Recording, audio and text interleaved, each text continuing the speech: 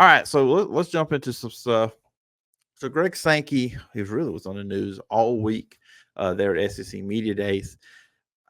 And again, kind of like the coaches, he kind of just gave expected answers, in my opinion. Again, media days are fun, especially if you're there. It's really networking, and I like going to listen to all these podcasts. So they're just hearing all these different voices, college football, talking about stuff, and the interview as a coach. Of course, the coach press conferences, what they have to say, how they respond to questions. And you do get a little bit of insight, but a lot of the stuff we already know. But Greg Sankey this week, a lot of times he was asked about expansion. Of course, SEC, big deal. Texas, Oklahoma, them coming in to the conference. A lot of people talking about Texas going to take over, not on the field take over, like take over how they did the Big 12, which we know that's not going to happen. Nick Saban said it. There's too many egos in this conference for that to happen. It was funny with Nick Saban. He didn't realize he had to have his credentials there when he went to where they were set up at the SEC Network. So that was pretty funny. And Sam Acho, later in the week on Thursday, him and Cole Cubitt going back and forth. I'm saying this because a lot of people you did pay attention to it. And look, the show we're coming to you out of Alabama. He said he didn't know a big deal from the Iron Bowl. Cole Cubitt kind of gave him some lessons on that. But anyways, Commissioner Sankey talked about a lot of things, and really the topic came up a couple of times from the reporters. People asking questions about expansion into 16. He pretty much had a line in the sand response saying when asked about it, he said, we're focused on our 16. Of course, with the stuff going on with Florida State, Clemson over in the ACC, a lot of people want to will the SEC want those teams.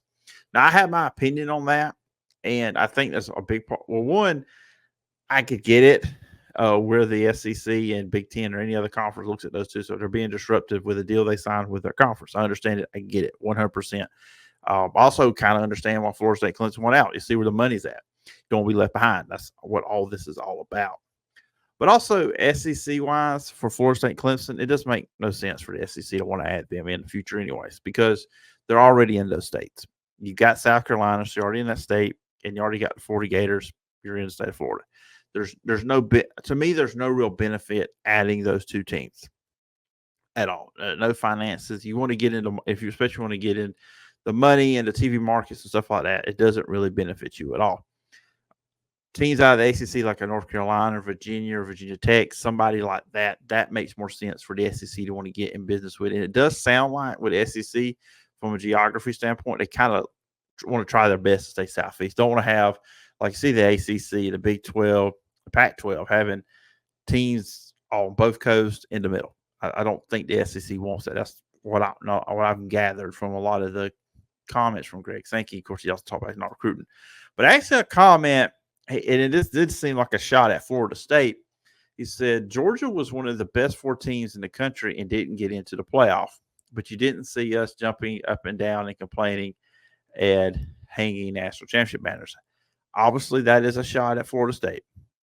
But what happened to them last year, which was horrible, should not have happened. That's just my opinion. Florida State should have been in the playoff. That's just because they earned the right. Were they one of the best 4 teams on paper? The way they were constructed at the end of the year, based on playing your third-string quarterback, because the injury to Jordan Travis, no, they were not one of the best 4. But I think they earned that right.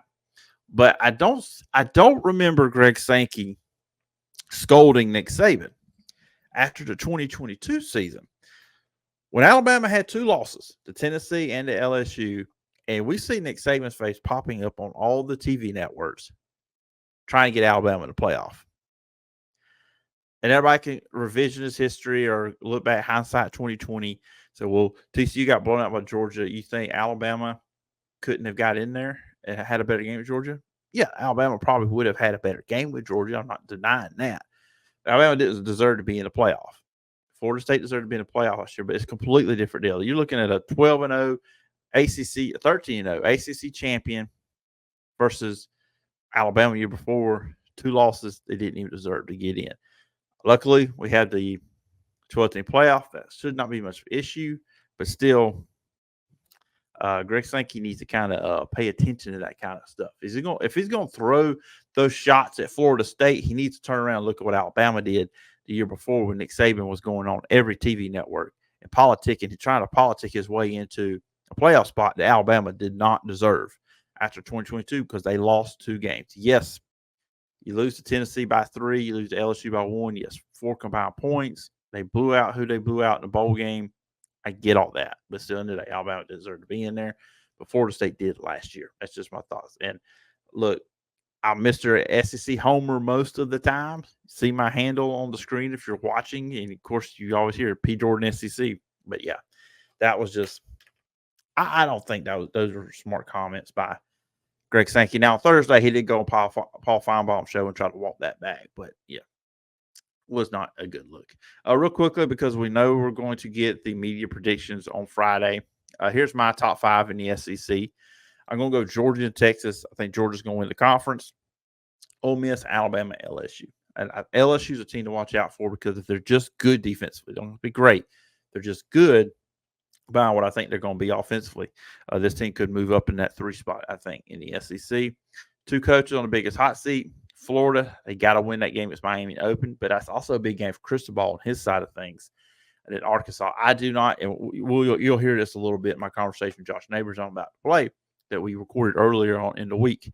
Yeah, I don't think Sam Pittman makes it through the season. I think at probably midway through the season, Bob Petrino will be named the interim head coach for the Arkansas Razorbacks. I'm going to